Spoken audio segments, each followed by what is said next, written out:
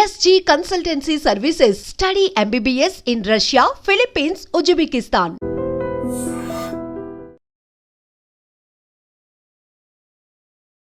నమస్తే, welcome back to IT media. నేను మీ ఝాన్సీ. మన ఆయుర్వేదం ప్రోగ్రామ్కి అందరికీ స్వాగతం. సో 35 ఏళ్లకు పైగా ఆయుర్వేద వైద్యంలో అనుభవం ఉన్న చిటిపుట్ల మధుసూదన్ శర్మ గారు మనతో ఉన్నారు.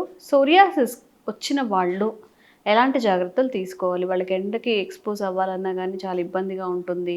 ఒళ్ళంతా కూడా కాస్త పుండ్లుగా ఎర్ర మచ్చలుగా అనిపిస్తూ ఉంటుంది. సంహౌ కొన్ని సిచ్యువేషన్లో అసలు టాలరేట్ చేయలేకపోతుంటారు. దీనికి పరిష్కారం ఏంటి? ఏమైనా మందులు ఉన్నాయా తెలుసుకుందాము. నమస్తే సార్. నమస్తే సార్, సోరియాసిస్కి మనకు ఆయుర్వేదంలో ఏమైనా మందులు ఉన్నాయా?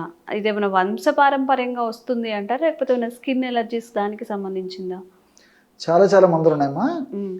అత్యంత తక్కువ శాతం మందిలో వంశపారంపర్యంగా వస్తుంటుందమ్మా. 100లో 99% మందిలో వంశపారంపర్యానికి దీనికి సంబంధం లేదమ్మా. సో ఆహార విహారాల పరంగా మార్పులు కానీ, మానసిక ఒత్తిడి కానీ, వాతావరణ ప్రభావం కానీ, ఇలాంటి ఇతర కారణాల వల్ల ఈ యొక్క సోరియాసిస్ వస్తుంటుంది. కానీ వంశపారంపర్యంగా వచ్చేటువంటి అవకాశాలు 1% ఉంటే ఉండొచ్చుమా, తక్కువ. అసలు ఈ సోరియాసిస్ అనేటువంటి వ్యాధి దీర్ఘకాలికమైనటువంటి వ్యాధి. సో మొండి వ్యాధి అని చెప్పుకోవచ్చుమా. చాలామంది చాలా వేదనకు గురవుతుంటారు అనమాట. దానివల్ల అసౌకర్యము, దురద, మంట, పోటు, చర్మం వికృతిగా ఉండడము, ఇలాంటివి చాలా ఇబ్బంది పడుతుంటారమ్మా. దీన్నే చేప పొలుసుల వ్యాధి అని చెప్పేసి చెప్తుంటారమ్మా. అంటే చేప పొలుసులు ఏ విధంగా అయితే ఊడిపోతుంటాయో ఆ విధంగా ఈ జబ్బు వచ్చినటువంటి వాళ్ళ యొక్క చర్మము పొట్టులాగా ఈ యొక్క ఉల్లిపాయ పొట్టు ఏ విధంగా రాలిపోతుందో ఆ విధంగా పోతుంటుందమ్మా. కొద్దిగా అనేసరికి పొట్టు రాలిపోతుంది. ఆ కింది భాగంలో ఎర్రటి మచ్చ ఎర్రగా ఉండేపేసి చర్మము ఒక బ్లడ్ డాట్ లాగా కనిపిస్తుంటుందమ్మా. సో ఈ తల నుంచి కాళ్ళ వరకు సోరియాసిస్ ఎక్కడైనా రావచ్చుమా. ఇన్ జనరల్గా సర్వసాధారణంగా తల మీద రావచ్చు. అదేవిధంగా ఈ మోకాళ్ళ భాగంలో, మోచేతుల భాగంలో, వెనుక వీపు భాగంలో సర్వసాధారణంగా. ఇది అంటువ్యాధా సార్? కాదమ్మా, అంటువ్యాధి కూడా కాదు. కేవలము ఆ యొక్క వ్యక్తికే పరిమితమైనటువంటి వ్యాధి. వేరే వాళ్ళకు కూడా రాదమ్మా ఇది. సో కుటుంబ సభ్యులకు కానీ, వాళ్ళ స్నేహితులకు కానీ, వాళ్ళ బంధువులకు కానీ, ఒకరి దుస్తులు ఒకరు వాడుకున్నప్పుడు రావడం కానీ, ఒకరి స్పర్శ ఒకరికి తగిలినప్పుడు కానీ రాదమ్మా. సో కేవలం వ్యక్తికి పరిమితమైనటువంటి వ్యాధి ఇది. సో ఇది దీర్ఘకాలికమైనటువంటి వ్యాధి. కొంతమందిలో ఎస్పెషల్లీ కొన్ని సీజన్స్లోనే పెరిగిపోతుంటుందమ్మా. అంటే చలికాలం విపరీతమైన ఉధృత పెరిగిపోతుంటుంది, మళ్ళీ మిగతా కాలంలో తగ్గిపోతుంది. కొంతమందికి అరుదుగా మాత్రము ఈ యొక్క వేసవి కాలంలో పెరిగేటువంటి పద్ధతిలో కొంతమందికి ఉంటుందమ్మా. సో కాబట్టి ఒక శరీర తత్వాన్ని బట్టి, వ్యాధి యొక్క అవస్థను బట్టి ఒక్కొక్కరికి ఒక రకమైనటువంటి పద్ధతిలో ఉంటుందమ్మా. కొంతమందికి ఒళ్ళంతా ఉంటుందమ్మా, భరించలేరు అనమాట వాళ్ళు. విపరీతమైన మంట, దురదలు, పోట్లు, సలుపు, సో పొట్టు రాలిపోతుంటుందమ్మా. కొంతమందిలో మాత్రం కొన్ని ప్రాంతాల్లోనే ఉంటుందన్నమాట. ఈ కొంతమందిలో కూడా వ్యాధి లక్షణాలు కొద్దిగా ఉంటే, కొంతమందిలో మాత్రం వ్యాధి లక్షణాలు విపరీతంగా ఉంటాయమ్మా. సో తప్పని పరిస్థితుల్లో మరి వైద్యులు కూడా ఈ స్టిరాయిడ్స్ ఇలాంటివి కూడా వాడుకోవాల్సి వస్తుందమ్మా, వాడుతుంటారమ్మా. ఎందుకంటే ఆ బాధ భరించలేరు పేషెంట్స్. సో తాత్కాలికంగా తగ్గడానికి వచ్చని చెప్పేసి మరి శక్తివంతమైనటువంటి స్టిరాయిడ్స్ కూడా వైద్యులు అవునమ్మా, చాలా ఇదిగా ఉంటుందమ్మా. తప్పని పరిస్థితుల్లో వైద్యులు కూడా స్టిరాయిడ్స్ చేసి ముందు ఆ యొక్క కంఫర్టబిలిటీ పేషెంట్కి ఇచ్చేటువంటి పరిస్థితి ఉంటుందమ్మా. సో ఈ ఇంటర్నల్ కూడా స్టిరాయిడ్స్ తప్పని పరిస్థితుల్లో వైద్యులు వాడుతుంటారమ్మా. సో ఇది కూడా క్రమక్రమంగా ఈ స్టిరాయిడ్స్ని కూడా వెంటనే ఆపకుండా ట్యాపరింగ్ డోస్ అనమాట, క్రమక్రమంగా డోస్ తగ్గిస్తే ఆపేస్తారనమాట. అందుకే అంతంత శక్తివంతమైనటువంటి ఔషధాలు ఉపయోగిస్తే కానీ తగ్గనటువంటి పరిస్థితులు కూడా కొన్ని రకాలైనటువంటి సోరియాసిస్లు ఉంటాయమ్మా. సో ఏది ఏమైనప్పటికీ మీరు చాలా మంచి ప్రశ్న అడిగారమ్మా. ఈ మధ్య కాలంలో చర్మ వ్యాధుల్లో రాజుగా వెలుగొందేటువంటి అత్యంత సర్వసాధారణటువంటి సమస్య సోరియాసిస్ అమ్మా. చాలా మంది సైకలాజికల్ కూడా బాధపడుతుంటారు అనమాట ఈ యొక్క వ్యాధితో. అంత మొండి వ్యాధి. దీనికి మంచి ఔషధం చెప్తాను చూడమ్మా. దీనికి పసుపు పొడి ఒక 50 గ్రాములు, ఉసిరిక పొడి ఒక 50 గ్రాములు, అదేవిధంగా బావంచాల పొడి ఒక 50 గ్రాములు. పసుపు పొడి, ఉసిరిక పొడి, బావంచాల పొడి, ఈ రెండు అందరికీ తెలిసినటువంటి అమ్మా. పసుపు, ఉసిరిక.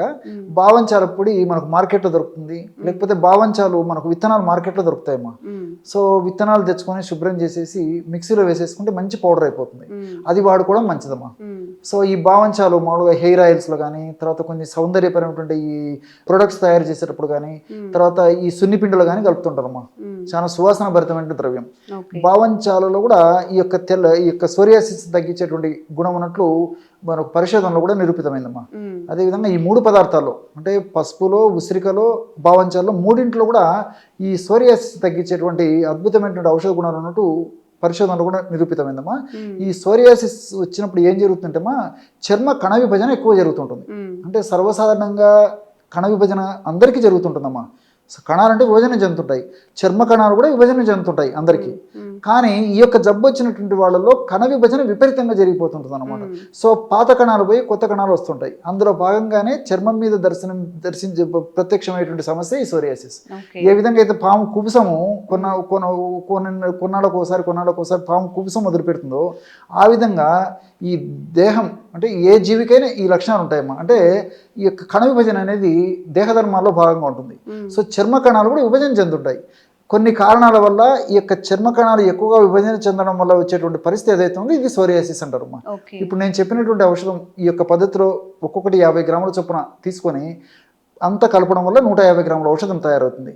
దాన్ని ఉదయం ఒక 1/2 టీ స్పూను, రాత్రి ఒక 1/2 టీ స్పూను తగినంత తేనెతో కలిపి రెగ్యులర్గా కొన్నాళ్ల పాటు తీసుకోవడం వల్ల వ్యాధి నిరోధక శక్తి పెరుగుతుంది. అదేవిధంగా కణ విభజన తగ్గి నార్మల్కి వచ్చేసేసి ఆ సమస్య తగ్గిపోతుంది. భవిష్యత్తులో మరలా ఆ సమస్య తరచుగా పునరావృతం కాకుండా కూడా ఈ యొక్క ఔషధాలు సదా దేహంలో ఉంటూ కాపాడుతుంటాయమ్మా. పైపూత మందుగా మనకి గానుగ నూనె దొరుకుతుందమ్మా. దీన్నే కానుగ నూనె అంటారమ్మా. కానుగ విత్తనాల నుంచి తయారు చేసినటువంటి నూనె మనకు మార్కెట్లో దొరుకుతుందమ్మా. కానుగ నూనె, నిమ్మరసము రెండు కలిపేసేసి అంటే ఒక 100 ml కానుగ నూనె అయితే అందులో ఒక 5 ml అంతకంటే ఎక్కువ నిమ్మరసం వాడకూడదమ్మా. 100 ml కానుగ నూనె మనకు మార్కెట్లో దొరుకుతుంది. అది తెచ్చుకొని ఒక 5 ml నిమ్మరసం కలుపుకొని అప్లై చేసుకోవచ్చు. ఈ రేషియో ప్రకారం ఎంతైనా కలుపుకొని వాడుకోవచ్చు. ఈ విధంగా చేయడం వల్ల పైపూత మందుగా ఈ పద్ధతిలో వాడుకోవాలి. కడుపులోకి నేను చెప్పినట్టు ఔషధం వాడుకోవడం వల్ల చాలా సూక్ష్మంలో ఆ యొక్క సమస్యకు మంచి పరిష్కారం దొరుకుతుంది. ఓకే. సో ఎవరైనా కానీ సోరియాసిస్ తీవ్రత ఎక్కువగా ఉన్నా కానీ ఎవరైనా లాంగ్ టర్మ్ నుంచి దీన్ని ఫేస్ చేస్తున్నా కానీ సార్ చెప్పిన టిప్స్ అనేవి పాటించండి.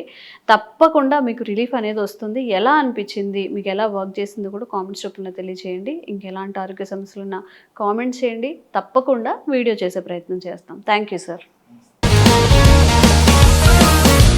Sir, one life lesson what medicine has taught you. Whatever you can do without expecting. But I really believe మన పాజిటివ్ యాటిట్యూడ్ ఉంటేనే మనం ఏదైనా సాధించగలం. గట్ని మనం కరెక్ట్గా డీల్ చేసినట్లయితే అది మనకి పాజిటివ్ హార్మోన్స్ని రిలీజ్ చేస్తుంది. షుగర్ వచ్చిన వాళ్ళ పరిస్థితి ఏంటి? పొట్ట దగ్గర పెరిగితే దాన్ని ఆండ్రాయిడ్ అంటారు. ఆండ్రాయిడ్ ఫోన్ కదా. అసలు థాట్స్ ఎందుకు వస్తాయి? బ్రెయిన్ డెడ్ అంటే దానికి ప్రపంచం అంతా కూడా కొన్ని నిర్దిష్టమైనటువంటి లక్షణాలు. మానసికంగా ధైర్యంగా ఉంటే క్యాన్సర్ జయించవచ్చు. You are a doctor for a cause sir. అంతే. వాళ్ళకి వచ్చిన ఆదాయం కాకుండా ఫ్రీ సర్వీస్ ఎంతమందికో చేస్తారు.